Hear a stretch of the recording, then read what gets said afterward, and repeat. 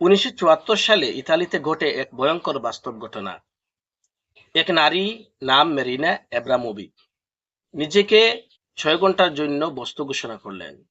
তার সামনে রাখা ছিল 72টি জিনিস: গোলাপ, মধু, রুটি, আবার ব্লেড, চাবুক, এমনকি লোড করা পিস্তলও। তিনি শুধু একটাই কথা বলেছিলেন, তোমরা যা খুশি করতে পারো, দায় আমার। শুরুতে মানুষ ভদ্র ছিল, কেউ ফুল দিল, কেউ আলতু ছুঁয়ে দেখলো, কিন্তু সময়ের সাথে বদলে গেল সবকিছু।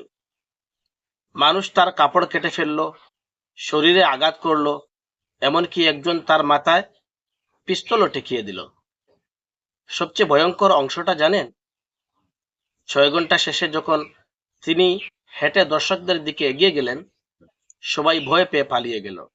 কারণ তখন তারা বুঝেছিল যে সে কোনো বস্তু নয়, সে একজন মানুষ।